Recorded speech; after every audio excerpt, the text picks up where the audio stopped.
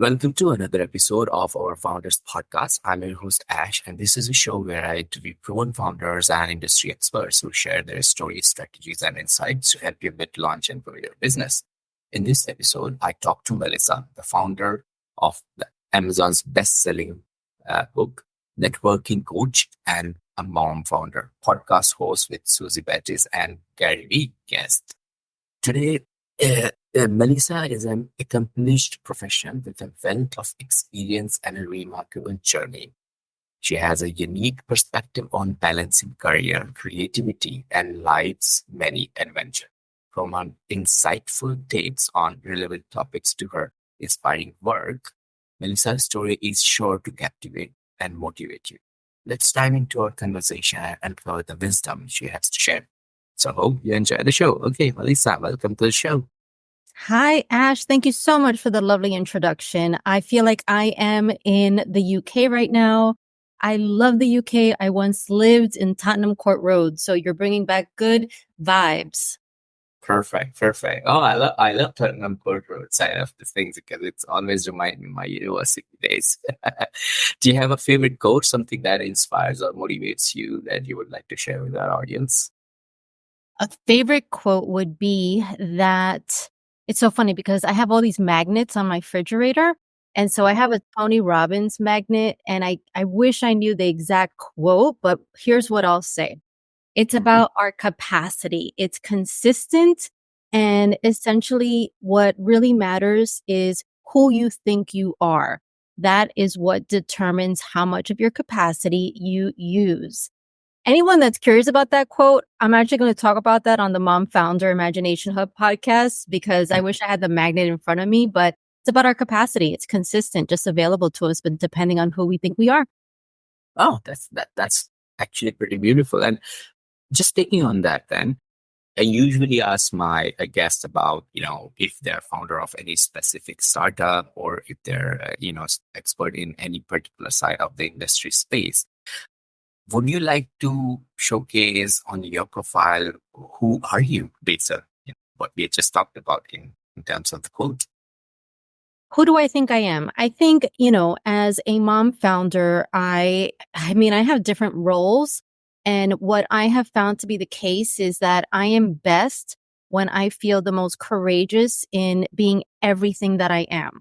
So my whole self. When I, as a podcaster, for example, decide on a podcast guest like Gary Vee, Susie Batiste, Best Comstock, for me, I just don't think about it as a podcast host. I also think about it as a mom to my 3 little boys. So my podcast is like my treasure trove of people that my little boys can reach out to if they have a business idea. So it's really when I am both roles at the same time that I'm able to go full force in terms of my capacity. I will do more if I'm thinking about anything I'm working on from those two different perspectives. Great. First of all, kudos and great congratulations to have 3 kids. I know how much I struggle with just one, so it's amazing. and yeah, so why have you chosen to go on this path of helping other mom founders? And I also wanted to uncover on the side, like, can other founders who are not yet being a mom, or like a single father or somebody like that, could reach out to you for the similar kind of help you provide to mom founders? Absolutely, Ash. So for me, my big why is essentially as a business owner for the last 13 years, I have noticed, the easier times in terms of marketing my business and getting clients. And I've also witnessed a lot of tragedies from a technological perspective, right? So if anyone that had a business and leveraged on the power of Facebook ads back in 2019, 2020, 21 or so, we all know what rocky path that was. And what I realized and my why is really about figuring out a way for a lot of mom founders, as an example, because I am a mom. And so that's my current perspective right now. We needed to find a way to be more in control of business growth. And the way that I have found is most fruitful and reliable is building profitable relationships. So a lot of what I do for my clients is about helping them use their imagination. So I have a 3-part method: imagination to impact to income method, whereby you use expansive thinking to get on the radar of profitable, clients, for example, or it could be like mentors, it could be podcast guests, whatever it might be. And of course, it takes a lot of guts. So if you do have a business and you don't have a shared relationship with someone, but you want to reach out to a Gary V, or you want to reach out to, anyone that you admire in terms of mentorship, etc., it takes a lot of guts. And I found that as a mom, it's hard. It's hard to kind of, have that confidence when you literally just change someone's nappy, right? From a perspective, or you literally just, found your left shoe and you were like spending 3 hours looking for it because the dog took it somewhere. So for me, I found that, I'm able personally to speak to people that, are at a different weight category, right? If we thought about like boxing or wrestling. And for me, I wanted to teach moms and parents and people who have a lot going on at the same time how to be more in control of the things that really drive business growth. And it really has to do with intentional networking. Being that, as a caregiver, you might not be able to go to a happy hour, but what you can always do from the comfort of your home is reach out to someone, as an example, on LinkedIn, and introduce yourself and present an opportunity for that person to realize that, wow, there might actually be benefit in a relationship with this person. And I think that a lot of times, as a parent, a caregiver, even if you have an aging parent, also, you don't have to necessarily be a parent. It is it is an opportunity for you to use a superpower that a lot of us don't realize works in business too, which is, intentionality and having a clean intention. If you're caring for someone else, chances are, so I've noticed, there's something positive about you. There's something that you want to give, you want to be helpful, you want to go after a certain vision or a mission, and that translates when it comes to building profitable relationships. So that's the work that I do in terms of coaching mom founders in a group coaching program. I have a masterclass coming up in September. Happy to give the link in terms of the show notes. But in terms of anyone that's not a mom, so let's just say that, you just did the YC program, for example, or some other sort of program. I think for you, it's really about if you want to hire me as like, private one-on-one, that's an opportunity. But it's really about understanding, okay, who is it that you need to have a relationship with that aligns with your ambition, right? And what's in it for them, right? So it's not just one direction. You have to go bearing gifts. I once wrote an article that was literally about bearing gifts if you're trying to build relationships that are profitable. But you Yeah. also, right, if you're younger in your journey, for example, you also have to realize that these relationships kind of, we think about lifetime value of a customer. I think about the lifetime value of a bond. So what that means is a relationship, right? So you might not be able to give to, Warren Buffett some value right now as a 20-year-old, but that doesn't mean that when you're 30, you can't go back to Warren Buffett, provided he's around, and, deliver value in some extraordinary way where there's that reciprocity. All that to say, don't count yourself out from building profitable relationships with people that might intimidate you. Definitely, definitely. And I couldn't agree more with you in terms of the thoughts you share about giving care to someone because, very, it's a thing like you do it without judging them, right? Your kids, your parents, like, um, there was a quote like, if you judge everyone around you, there is no space to love. Is that correct? Is it, I think I forgot the name of the person, but it's very famous. And the second point you mentioned about like, it doesn't have to be being physically present somewhere to network with people. And that takes me to the next part of like, I want to learn more about where the story began. So I'm eager to learn about how more about the person yourself. Can you take us back to your roots and share with our listeners about your upbringing, your childhood? How did your early experiences shape your journey and eventually led you to become what you are today? So for me, I started out being raised by a single mom in a 650 square foot apartment. I don't know how Wow. many meters those are, but very small. And I never had my own bedroom. I had half of the living room. And my mom also has manic depression. So what that meant was that it was very chaotic in terms of being raised. It also meant that I had to really, really use my imagination to imagine my way out of a tough situation. Imagine my way at a university. Imagine my way. I used to actually daydream sometimes about living in London and Sherlock Holmes and London fog. Like these were the things I would imagine when I put my head. Literally infesting. Yeah, yeah, yeah, yeah. So Crazy. so that's how it began for me. And for me also, when I was imagining all of this as a young child, I also realized that a lot of the people that were in my area, they had Mhm. people in their family that were like fancy schmancy, for lack of a better word. So like one guy, for example, his uncle was like the mayor of a town in New Jersey. Someone else, like their aunt was like an opera singer. And I started to feel bad. I felt bad. I didn't know anyone that was like that in my family. I had very, very, humble individuals who were frankly struggling. And that's part of why, early on, because I had a mom that has manic depression and she was a single mom, I had to talk to people that were adults and that had authority and that were scary to even other adults. So for me, that was something that now is a benefit because I could talk to anyone. But then the other side of it is, with regards to my imagination, it saved me. Like I could sit here and I could say, you know what, it was a tough life experience. And it was. I'm not going to say it wasn't, but I see the silver lining. And so I do know a lot of people out there, maybe you're listening right now and you might be struggling with mental health as an example, especially if you're in the startup environment, high pressure, trying to get funding and all of that.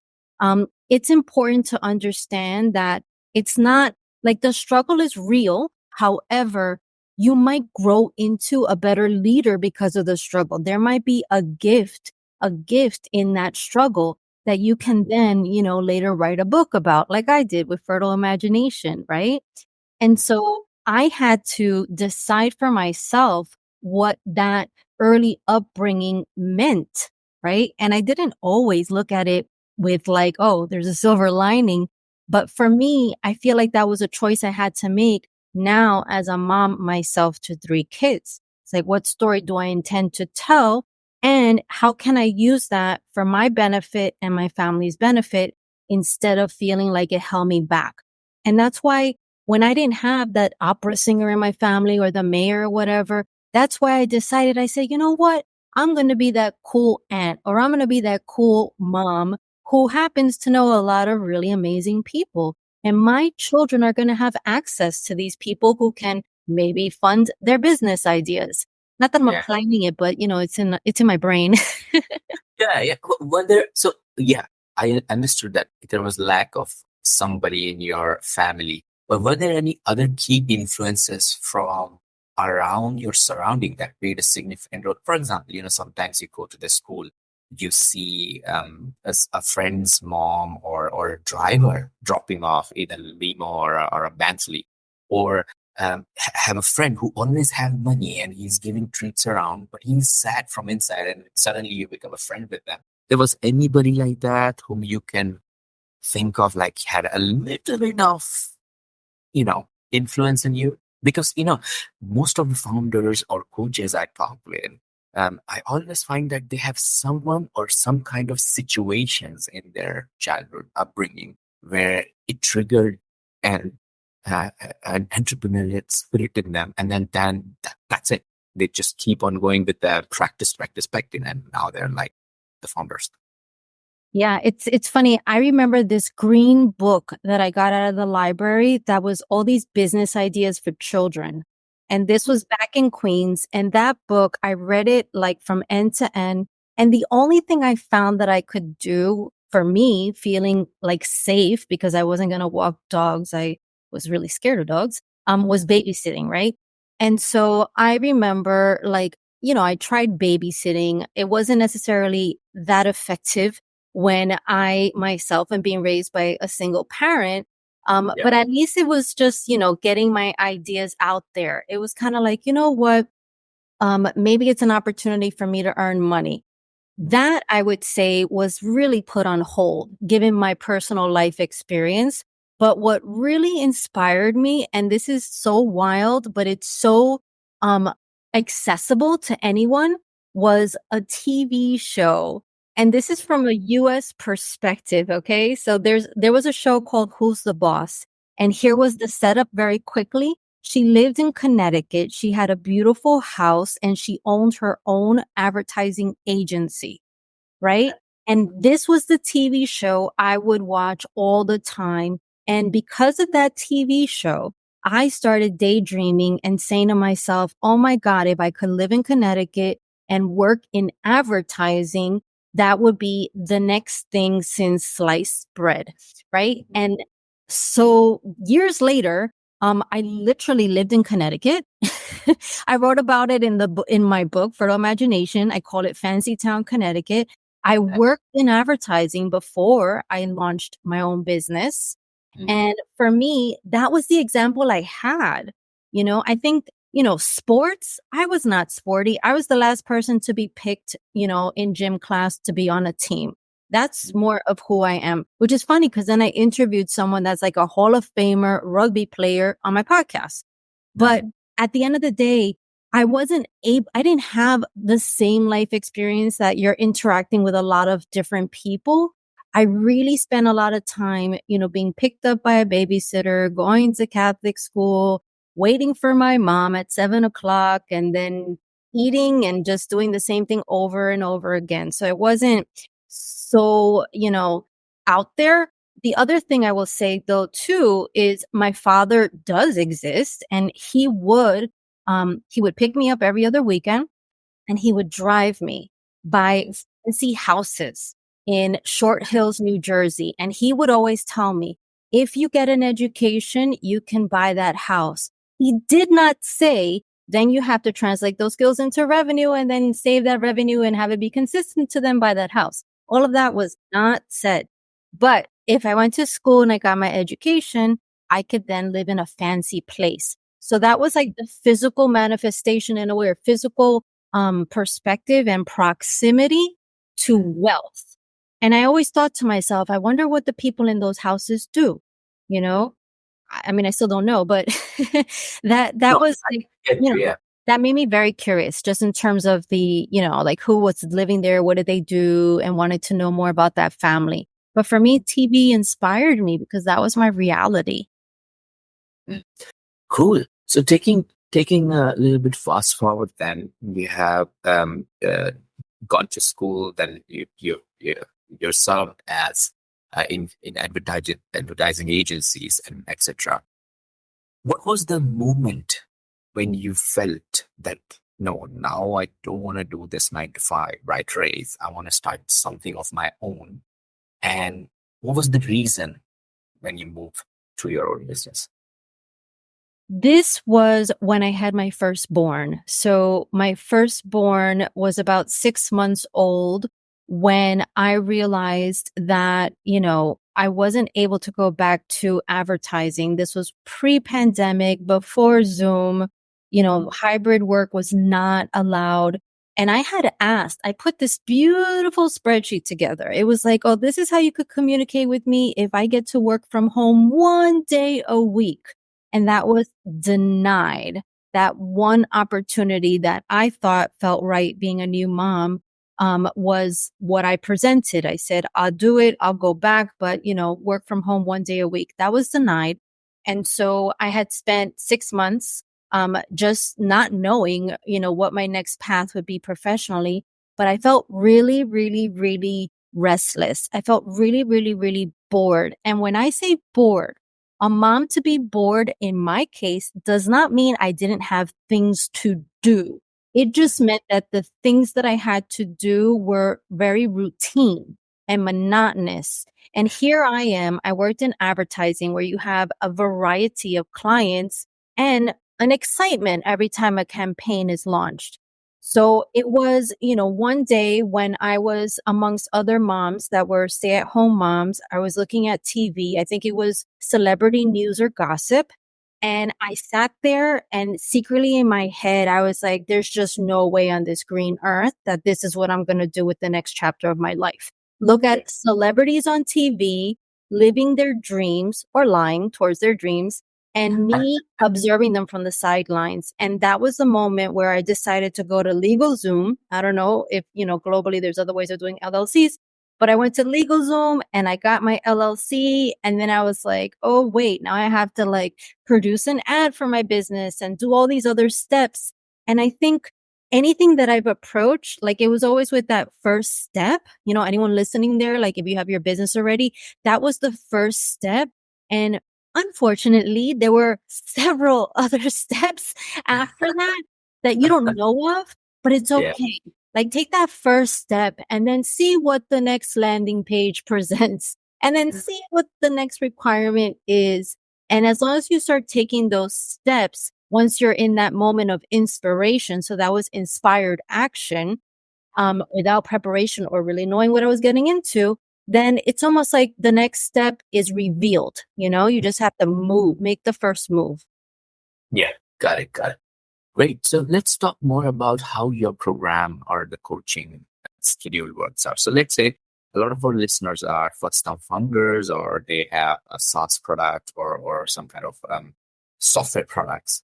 Uh, what they struggle or what's the kind of questions I get most of the time is most of these founders are either they have some kind of leverage in tech, like they understand the tech and they understand product, or they have leverage in the industry where their startup is.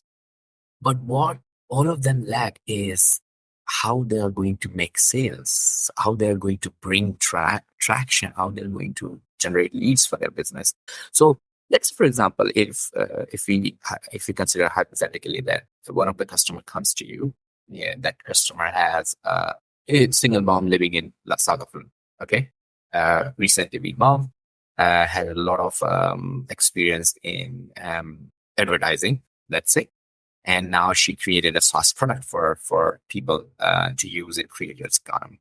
What will be the steps she has to follow to come to you, join your program, and what are the ways your program is going to help her out? And then what kind of benefits or outcomes she will receive out of it? So, in terms of that specific example, what I would say is, we would start with her company vision, right? So, I have a group coaching program that is about 9 weeks long. And really, what I help mom founders do is take back control of the opportunities that are available and that they can, interact with. And the primary way we do that is by learning how to build these profitable relationships instead of relying on things like meta ads or relying on algorithms from social media, which are often fickle. I want to help a mom founder who doesn't have a lot of time for figuring out, if Meta woke up on the right side of the bed or the wrong side of the bed. I want to help a mom figure out a very tried and true approach to business building, which again is the networking side of it. And it's intentional networking. And if you have a little bit of time, that means you have to make big leaps in the little bit of time that you have. And so what that means is you have to talk to people that have already done what you intend to do oftentimes. If you're trying to get mentorship or trying to do collaborations, if you want a client, then it's a different focus point. But the idea is the same. So first, it's really that company vision, right? So it's like it has to do double duty for you as a mom founder. If you're a single mom, especially, you're very exhausted. You don't have time to pump yourself up as you go and place, a sales call or something, or to pump yourself up and reinvent the wheel and understand what is a SaaS solution, what is the value that, investors see in that? So there's a lot that has to happen in a small amount of time and with little energy. And that's where the focus comes into play. So once you have that company vision, it's really about then figuring out, okay, where's the one area that you can focus on such that all the other areas are unnecessary or, not as important. And so it's about focus. So the method that I use for mom founders or anyone that approaches me like one-on-one is really it's imagination, impact, income method. That is the method that I walk my clients through if they're figuring out how to build profitable relationships so that they could have more control of the opportunities that they take advantage of and support their business growth goals. So you have the vision. Then, of course, it's really about figuring out what is that one thing, the focus. If you're listening here and you're thinking of like, what's my first step? I have this product idea and I don't know what's the first thing to do or what my focus should be. I think it's really about looking at the reality of your calendar or your diary. So if you have time, as an example, to actually, scour LinkedIn as an example and find people who have sold similar SaaS solutions in your particular market or sector or whatever, then that might be the best use of your time. And so then now it's figuring out, okay, if you pitch yourself to these people, yes, cold. So I'm literally suggesting cold emailing or calling, etc. But if you pitch yourself to these people, you have to have intentionality that's clean. I said caregivers, we tend to be good at that, but then you also have to be clear and compelling. So what I do with mom founders or any client is I want to be sure that your origin story is very, very compelling, right? It has to be compelling. It has to align with the person you're talking to. So if you have an origin story and you're saying the same thing over and over to different people, there's something wrong. It has to be tailored based on that person's priorities, which means that you need to know more about their business goals, KPIs, etc., than even your own. So that's the other side of it, right? Networking is not like a one-step thing. It's multi steps. There's research before that has to happen. There's an alignment within. So you can't say something you don't believe in. And then there has to be, focused time applied in terms of outreach efforts. So the language, right? The emails, the actual copy, the words themselves matter. Consistency matters, saying what you are going to do and then actually doing it. So following up and not forgetting matters. And those are the steps that I walk a mom founder through. It's like, how can we systematize this, right? You've got your vision. It's compelling. It includes not just your business hat, but also your mom hat. Because I'm driven to do a lot more if I include my kids in the goal than if they're excluded. But then on top of that, it's like we map it out. It's like, okay, this is the one thing, building relationships in this category or whatever. And what does that look like every single day? How are you going to annotate when you feel successful? Because a lot of moms, we feel bad at night when we go to bed. We're like, I didn't do enough, or I didn't get to go to the play, or I didn't, have the 27 sales conversations. And that's not helpful. So we have to like keep our energy up and moving forward. So a lot of that is what happens over the course of 9 weeks in my Fertile Imagination to Networking Success group coaching program with mom founders. It's about keeping the pace and being proactive with the emotions that come up, like imposter syndrome. It's no wonder moms are going to have imposter syndrome if an hour earlier you were, like I said, changing someone's nappy. Like it's very common. So you got to be proactive. You can't pretend it's not going to come up and we can't lie to ourselves that it doesn't exist. So Correct. this is what we go through. Like we plan it out. We make sure that the environment is set up for success and we think about you as a leader also and having the courage to act and behave and have the habits of a leader in your industry. Even if you don't have that leverage that you mentioned, you might be trying something in a new sector. But, there's still a way to build up that confidence and to practice the origin stories, even customer success stories too, so that there's alignment, focus, and you're moving. Got it. Got it. And I want to poke into your wisdom more. But I want to touch base with the point you mentioned about the energy. And I totally, you know, um, connect with it because my partner, she's running out of energy whole day. She works full time and, with the kid and everything.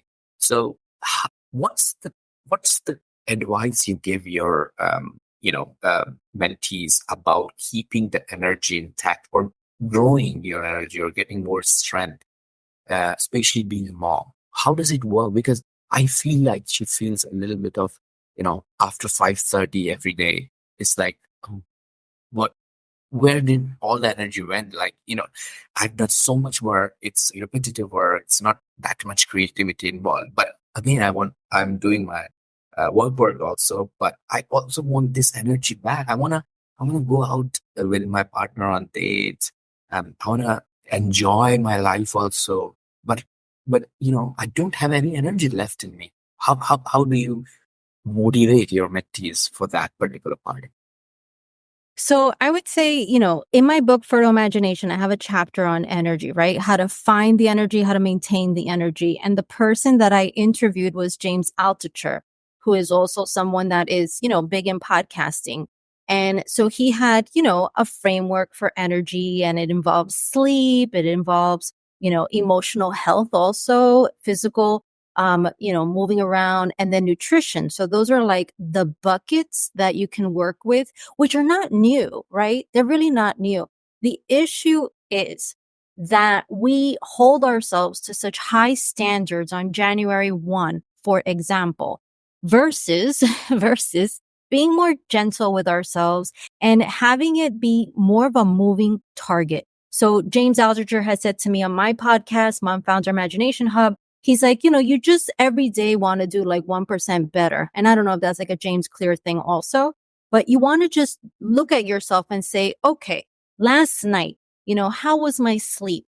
Do I feel refreshed this morning? Yes or no? If the answer is no, okay, great. So then tonight, how can I set myself up for greater success? I'm not looking for perfect, 100 days of sleep, but just tonight, might there be a change in temperature in the room? Might there be, not eating as late as I did the night before or refraining from alcohol? So that's one way. That's the sleep one. And sleep happens to be in a report done by Motherly, like the number one issue that a lot of moms specifically have.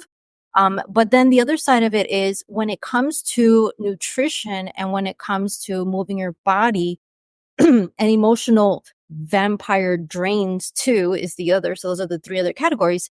There's things that you can do, but I tell my clients, I tell them just focus on one of the four at a time, right? Because if you want to change a habit, you're not going to go and like go cold turkey, as I said. Otherwise, it's a recipe for disaster. So let's say sleep is the one thing that someone works on with me over the course of 9 weeks so that they build the capacity, back to the quote from Tony Robbins earlier, to actually have the guts and enthusiasm necessary to build out those profitable relationships over the course of 9 weeks. So maybe it's just sleep during those 9 weeks. When it comes to the emotional health, I want to just call out that at least I have noticed with my clients happens to be the one area where a lot of moms just don't think about that in terms of energy.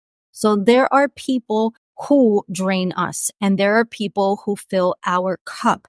And it's up to us to have boundaries in place whereby we respect our own needs. So maybe today I am not going to talk to all these people that are in my family who constantly need from me. Maybe today my cell phone is off, right? That is such a great advice. Trust me, Vanessa. I can totally Yeah. understand. Yeah. Just like a business has areas that are profit leaks, we as humans have emotional, energy leaks too. Like our energy, there are energy leaks. And so as a mom founder or a caregiver in general, broadly speaking, oftentimes we are concerned with other people. And it's important when it comes to energy to just understand that it is finite. I feel like my energy is finite. So if I just spent my entire morning struggling with my children, please eat this porridge. which is a 13-year battle. So it feels, it's going to be hard for me at the very end of my day to be like, and now I am so ready to put up my CRM email sequence. Yeah. I say that from like real life experience. So what do I do instead? Instead, I work on those like very like brain intensive things early in the morning. And yes, even on a Saturday, because maybe that's my mom's schedule and that's what works for me. So you have to manage your energy, but set yourself up for success. Those four categories, right? Nutrition, physical, emotional health, and sleep. Those are four categories. If you partner with me, we focus on one over the course of, 9 weeks. And it's about incremental, benefits, right? So getting better 1% at a time. Got it. Got it. Okay, great. And I'm learning so much from you. I just want to keep going, but we are limited of time. And so before we go into our lightning round, 6 quick-fire questions, I would like to ask a personal question. And you don't have to answer it if you don't want to. But throughout your journey and experience, there must have been, like some valuable lessons. If you don't mind sharing, could you reflect on your experiences and tell us about maybe a one mistake or a setback that you encountered along the way that you now consider not a regret, but just a lesson learned? And what advice would you give our listener based on this experience?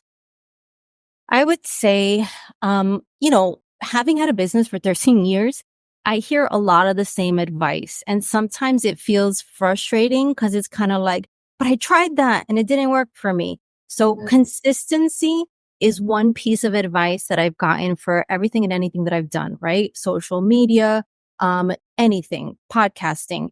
And I would say that at this point, I get it. I totally get it. But I also get this. We have different seasons of motherhood. And I speak as a mom. When I had my identical twins, that was not the time to go out there and build profitable relationships. I was not Zooming with people because you would hear children crying in the background. So any advice that, I've gotten in terms of consistency, I, as a coach to mom founders, have had to tell those moms, I get it. That is ideal, but that might not be your reality. So let's plan for your reality. So yeah, be consistent, but let's just change what that looks like. It might not be wise to have a totally sleepless life experience and a YouTube channel that, pushes content every single day. Casey Neistat, he did that every day. He was without, his kid at home or something, right? And that's great for Casey. But maybe you're not Casey, right? And that's okay. So what does that mean? That means you have to use your time very, very wisely when you can be full business mode. So there's seasons to life. And the person giving me that advice of consistency, I get it. I wish I could have, but I just couldn't. I had 3 kids at that time. It was just very difficult. Got it. Got it. Great stuff. So let's move into our quick fire lightning round. So I've got 6 questions for you, and you can answer them as quickly as possible. Are you ready? Go for it. Great. What are the top 3 lead generation strategies you suggest to your mentees in 2024? Building profitable relationships using LinkedIn. That's number 1. 2 would be DMing people on Instagram with audiograms. Got to distinguish yourself. And then 3 would be talking about your business, even if you are at a soccer game or football game with the kids. So everywhere. Cool. Spot on. What book would you recommend to our audience and why? Fertile Imagination, my book, actually, by Melissa Larina. If you are a mom listening, especially if you're someone that likes to travel the world, this is a way for you to do that and feel better about it. Awesome. What's one attribute or characteristic in your mind of a successful founder? Integrity. That's number 1. Like, like being honest, I think having a stellar product, delivering on the promise. Delivering on promise. Yeah. No, I totally like that. And what's your favorite personal productivity tool or habit? I would say I've really gotten into like the 12-week year. That's actually a book too. So for me and any mom in a different season, we do have to almost compact, our projects. And so thinking about 12 weeks as a years long time has been helpful in terms of school schedules, actually. That's interesting. Would like to learn more about it. So I'm definitely going to search about it. What's a new or a crazy business idea you would love to pursue if you had time and money? So playgrounds that are beautiful, filled with imagination for children whose parents have to go to psychiatric units and get, psychologists and therapists help. That is an idea that I have. And I know Monstrum in Europe is a place that does these beautiful, beautiful playgrounds for children. And I think that would have been a better alternative than gray waiting areas for me as a kid. So that would be the idea. Awesome. That sounds interesting. I would love to hear more about it if you ever want to jump on that, journey. Great. And last but not least, what's an interesting or a fun fact about you that most people don't know? Hmm. Well, I don't know if anyone knows about identical twins very specifically, but identical twins, unlike fraternal twins, are magic. So about 1 out of 200 and something pregnancies or odds, right? And so I have identical twins that are mono-die. So what does that mean? That means it was one placenta that fed my two little boys, and it was a success. So what they don't know about me is that I have had a very powerful placenta that nourished my children. That's great. That's great. Melissa, thank you so much for joining me and sharing your story and packing the last years of building this business and some of the ups and downs. If people want to check out and want to get in touch with you, what's the best way to do that? Sure, go to fertileideas.com. I have a free gift there. It's a networking playbook for mom founders, and it helps you in terms of follow-up strategies, what words to say to get the attention of these people that could be your mentors and clients. So go to fertileideas.com, grab that free playbook, the networking playbook for mom business owners. Here's a secret. Even if you're not a mom, you could still use the playbook and actually get in touch with anyone in terms of, that you might need for your business. Also, LinkedIn. I love LinkedIn. So get in touch with me on LinkedIn because that would be the best way for me to communicate with you. And then I also have a sense of your background and I could better serve you and support you. Awesome. Melissa, thank you so much for joining us today and sharing your inspiring journey and impactful work you're doing through Fertile Ideas. It's been an absolute pleasure having you on Founders Podcast. Thank you, Ash. Thank you. Anyone that's listening, definitely reach out. Great stuff. Thank you all for tuning into this episode of Founders Podcast. I hope you found our conversation with Melissa insightful and inspiring. Make sure go and check out her on LinkedIn. Search for Melissa Larina. And if you want to get in touch with and you want to get that secret recipe from Melissa, go to the website and download that recipe. If you're a founder or an industry expert interested in sharing your story on your podcast, please don't hesitate to reach out. Simply email me, ash@artcircus.com. Stay inspired, stay motivated, and keep building.